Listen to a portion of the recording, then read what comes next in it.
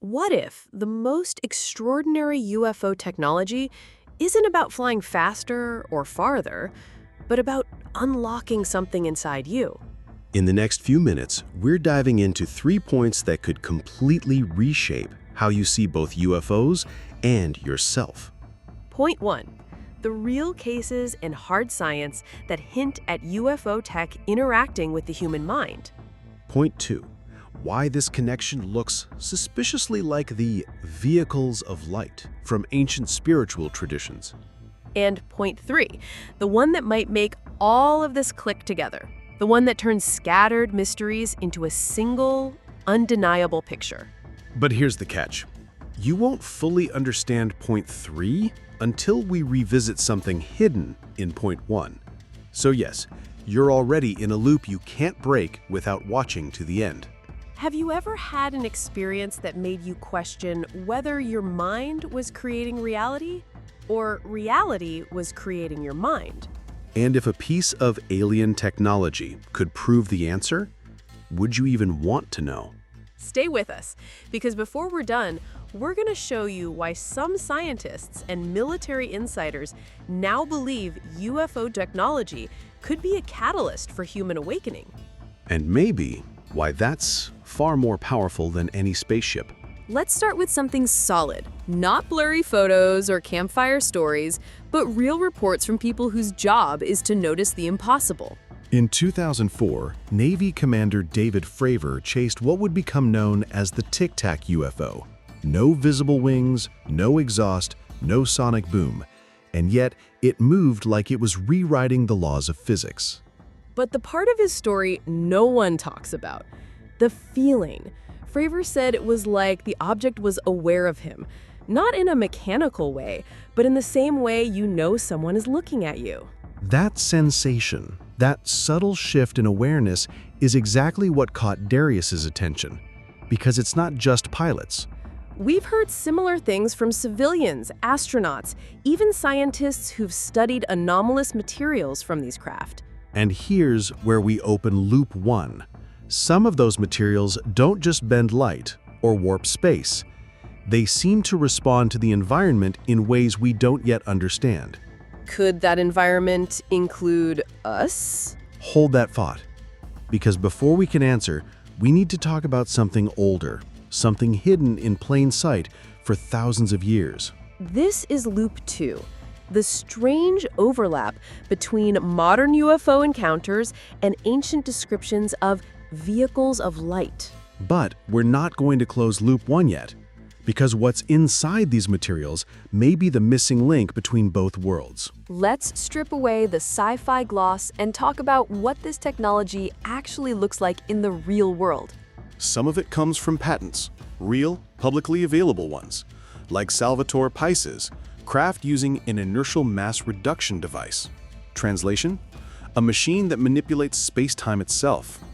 Others involve metamaterials, engineered at the microscopic level to bend electromagnetic waves in ways nature never intended. One of these samples, tested under polarized light, revealed a layered structure so precise that even our most advanced manufacturing can't replicate it. And here's where loop 3 opens, because certain scientists believe these structures could interact with biological fields. Which begs the question, if a material can bend light, could it also bend the way our brain processes reality? You might think that's a stretch, until you hear about what happened to several Navy pilots after close encounters with UAPs. Expanded perception, heightened situational awareness, and in one case, a sudden, almost meditative calm in the middle of an aerial chase. We'll get back to that in a moment, but first we need to step through loop 2, those vehicles of light from ancient records, because they might not be as symbolic as you think. And when we connect loop 2 to loop 3, loop 1 will suddenly make a lot more sense. Let's strip away the sci-fi gloss and talk about what this technology actually looks like in the real world. Some of it comes from patents, real, publicly available ones, like Salvatore Paisa's craft using an inertial mass reduction device. Translation: a machine that manipulates space-time itself. Others involve metamaterials, engineered at the microscopic level to bend electromagnetic waves in ways nature never intended. One of these samples, tested under polarized light, revealed a layered structure so precise that even our most advanced manufacturing can't replicate it. And here's where Loop 3 opens, because certain scientists believe these structures could interact with biological fields. Which begs the question, if a material can bend light, could it also bend the way our brain processes reality? You might think that's a stretch, until you hear about what happened to several Navy pilots after close encounters with UAPs.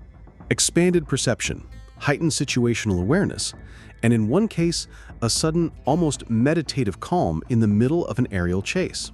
We'll get back to that in a moment, but first we need to step through Loop 2, those vehicles of light from ancient records, because they might not be as symbolic as you think.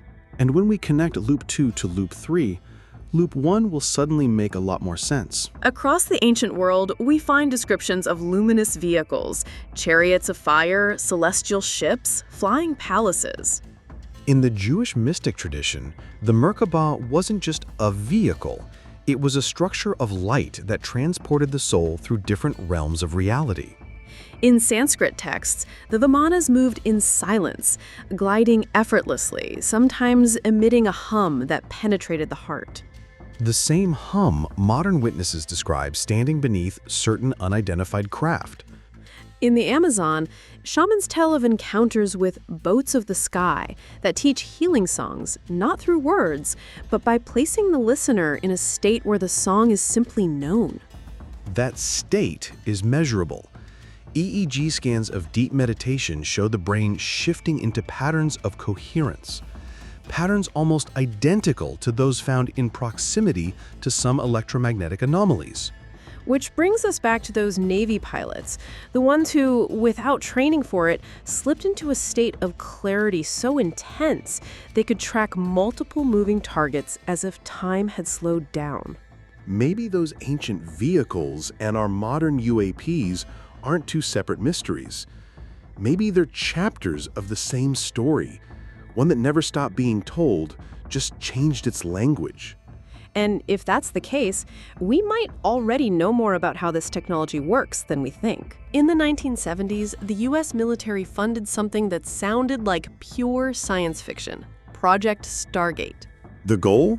Train people to see distant locations using nothing but the mind. It didn't always work, but the results were consistent enough to keep the program running for over 2 decades. Some of the most accurate sessions happened when the subjects were placed near specific electromagnetic fields. Which is interesting because those same frequency ranges appear in some of the UAP encounter reports analyzed by the Pentagon.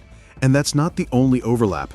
Dr. Gary Nolan, a Stanford professor, studied people who had close contact with UFOs and found physical changes in the corpus callosum, the part of the brain that links both hemispheres. Think about that. Stronger connectivity between the logical and the intuitive parts of the brain. The same integration monks aim for after decades of meditation. And some of these individuals reported heightened intuition, vivid dreams, or bursts of creativity that lasted for months. Which raises the question, are these just side effects or the main purpose of the technology? And if it is the main purpose, we might not have to wait for aliens to land in our backyard to access it. Because elements of these conditions, specific frequencies, breathing patterns, and mental focus can be recreated right here, right now. Darius's theory isn't about UFOs as transportation. It's about UFOs as transformation. He believes some of these craft operate as shuttlelists, not just moving through space, but moving the human mind into new states of being. Quantum physics gives part of the framework. The observer affects the system. Consciousness isn't just watching reality, it's shaping it. Spiritual traditions have said the same thing for centuries, just in different words. As within, so without. The technology might simply accelerate that process. Fields that synchronize brain hemispheres, frequencies that align heart rhythms with breath. And once those align, perception changes. Time feels different. Awareness expands. Decisions feel less like guesses and more like knowing. Which makes you wonder, if this is possible, why aren't we all using it? Maybe we are, just not with machines. Breathwork, meditation, rhythmic chanting, all of them create similar physiological patterns to those measured in some UFO encounters. So here's the twist. You don't need a UFO to experience what a UFO can trigger. But there is one specific technology linked to actual recovered materials that could take this effect further than any natural method.